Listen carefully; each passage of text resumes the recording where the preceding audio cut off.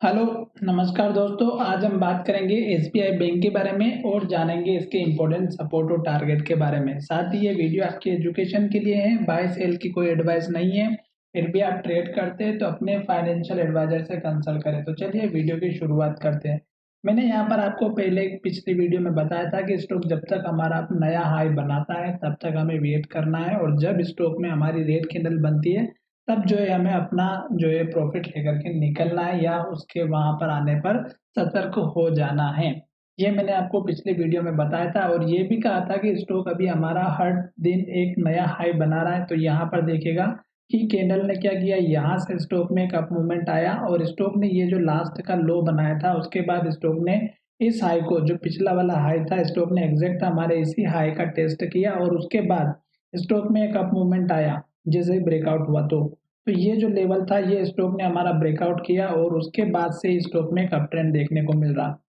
तो यहाँ से देखिएगा स्टॉक ने हमारा पॉजिटिव कैंडल बनाया, फिर स्टॉक ने यहाँ पे फिर पॉजिटिव कैंडल बनाया, हाई भी बनाया, फिर यहाँ पे भी हाई बनाया, यहाँ पे भी हाई बनाया। उसके बाद आप देखिएगा कि यहाँ पर एक रेड कैंडल बनी थी और इस कैंडल ने क्या किया, रेड कैंडल ने ग्रीन कैंडल के हाई को भी ब्रेक नहीं किया, ना ही लो को ब्रेक किया।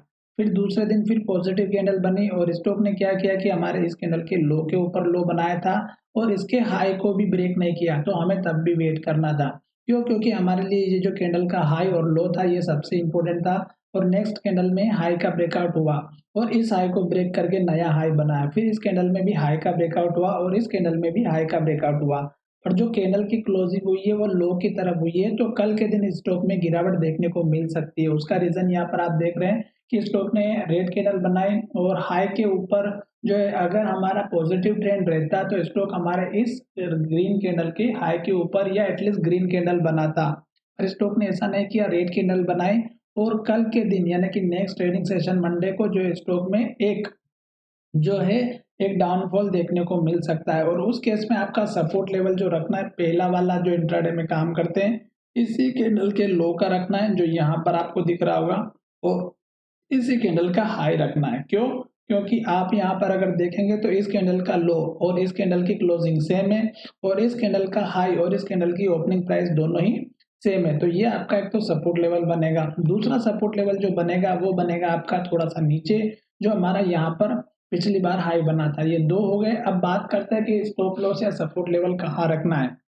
देखिएगा अभी स्टॉक हमारा हाई बनाते हुए जा रहा है और स्टॉक अभी हाई बनाते बनाते ऊपर ही है। जब स्टॉक में गिरावट आएगी और स्टॉक हमारे इस पुराने लो के ऊपर लो बनाएगा तब जाके हमें सपोर्ट लेवल मिलेगा, जो मैंने आपको यहाँ पर लेवल बताया। उसके बाद लास्ट का जो लेवल है वो हमारा यहाँ पर लो बना था। तो आप इस लेवल को भी अपना एसएल या स्टॉप लॉस लेकर के चल सकते हैं। क्यों?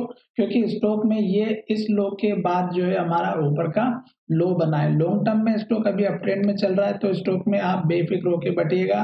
साथ ही यहाँ पर एक मूविंग एवरेज ऐड कर सकते हैं जो कि 9 डेज का होना चाहिए। मेरे हिसाब से आप मूविंग एवरेज पे भी काम करेंगे तो बहुत ही बढ़िया रहेगा। क्यों? क्योंकि स्टॉक मूविंग एवरेज के लिए बहुत ही बढ़िया काम कर रहा है फिलहाल के लिए, और स्टॉक अभी इसके ऊपर है तो ये सपोर्ट देता हुआ नजर आएगा। साथ ही आपको स्टॉक में कब निकलना है, जब मैंने आपसे कहा था कि स्टॉक हर एक कैंडल हाई बना रही हो और स्टॉक उस हाई बनाने वाले कैंडल के लो का ब्रेकआउट कर दे तो आप अपना प्रॉफिट लेकर के निकल सकते हैं। प्लस ये वीडियो बाय और सेल के लिए कोई नहीं है, केवल एजुकेशन के लिए है। अगर आप ट्रेड करते हैं तो अपने फाइनेंशियल एडवाइजर से कंसल्ट जरूर करें। पुराने लेवल्स पर बिल्कुल जो है आपको ध्यान रखना है, क्योंकि जो पुराने लेवल्स होते हैं वो हमारे बहुत ही इंपॉर्टेंट होते हैं। जैसे कि अब यहाँ पर देखिएगा जो हमारा पुराना लेवल था, अगर आप इसको देखेंगे तो स्टॉक ने यहाँ पर कितनी बार ट्रेड किया, 1, 2, 3, 4, 5, 5 बार स्टॉक ने जो है यहाँ पे काम किया है। तो इसलिए पुराने लेवल्स आपके इंपॉर्टेंट हो जाते हैं। स्टॉक अभी अप ट्रेंड में चल रहा है, ये चीज आपको अच्छे से समझ में आ चुकी होगी। अब मैं यहाँ पर आपको एक इंडिकेटर और लगा के दिखा देता हूँ जो मूविंग एवरेज का ये।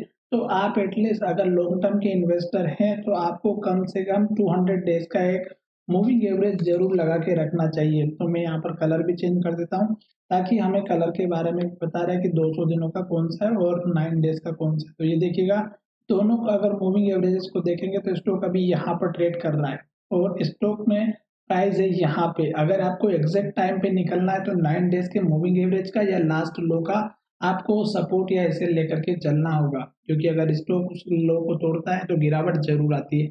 फिलहाल स्टॉक अभी अप ट्रेंड में है, पर स्टॉक ने रेड कैंडल बनाए तो एक दो दिन शायद गिरावट में रहे और स्टॉक फिर से अप ट्रेंड में दिखता हुआ नजर आ जाए। तो चलिए वीडियो को यहीं विराम करते हैं। आशा करता हूँ कि वीडियो आपको अच्छा लगा होगा और कल के दिन आप सतर्क होकर रहिएगा अगर आप वीकली ट्रेड करते हैं या स्विंग ट्रेड करते हैं तो। चलिए वीडियो को यहीं विराम करते हैं। धन्यवाद।